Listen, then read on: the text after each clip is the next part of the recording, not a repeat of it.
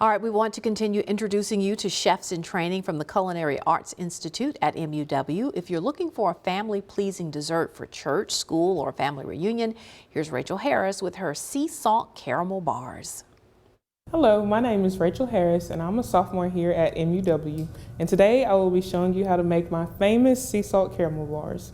So I have here already 2 cups of all-purpose flour already measured, and I'm going to add half a teaspoon of baking soda and baking powder to it and a little bit of vanilla powder, and I'm just going to whisk that together.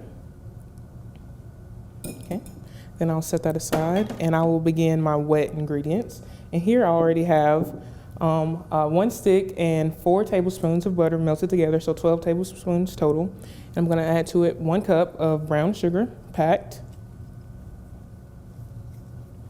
half a cup of granulated sugar, and 1 egg and 1 egg yolk. So I'm going to whisk that all together. And this is one of my favorite recipes because it's always a crowd favorite. You can't go wrong with sea salt and caramel. And I'm also going to add to it 2 teaspoons of vanilla extract. And the vanilla just adds an extra rich flavor. Okay. And then to that, I'm going to fold in my dry ingredients, which again was 2 cups of all-purpose flour, half a teaspoon of baking soda, and half a teaspoon of baking powder, along with the vanilla powder.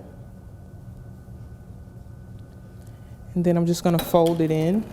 You don't want to whisk it in because it will make your batter tough, and you don't want to eat a tough cookie bar. And this recipe is really great if you have children and they love to help in the kitchen. That was me, clearly. I'm a culinary student now, but when I was younger, I loved to cook. And that carried over into my adult life. Well, here I am. So you just want to make sure you fold in everything nicely. And then once you're about halfway in or mixed, you want to add in your chocolate chips. And you can add however many you'd like, or whatever your favorite brand is.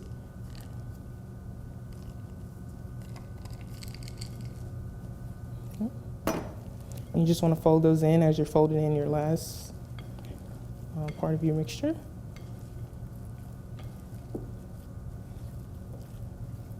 You want to have your pan ready. I already sprayed mine so that your ingredients won't stick to it.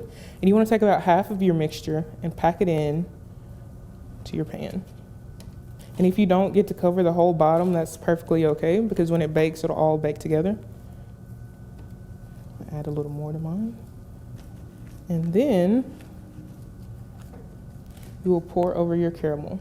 So I used caramel chips, and all you have to do is get about a half a cup or however much you like, and add some milk to it and melt it in the microwave. It's really simple, really easy, and you can add however much milk you like depending on how thick you would like your caramel to be.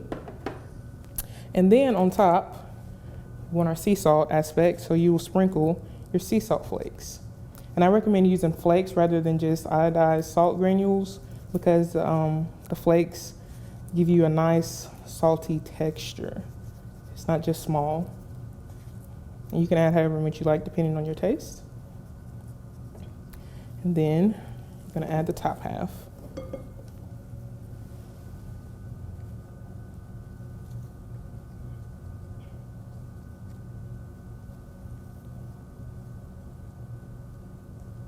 And if you don't want to press this part in, you don't have to. You can just do your drop little balls on top.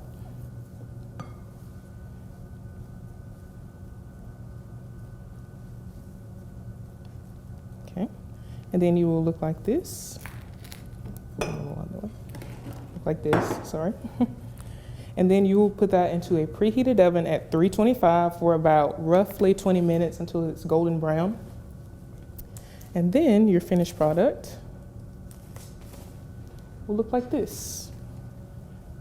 Sea salt caramel bars. Now that just looks yummy. For the complete recipe, you can check on the MidMorning Facebook page or find it online at WCBI.com. And we'll be back to wrap things up.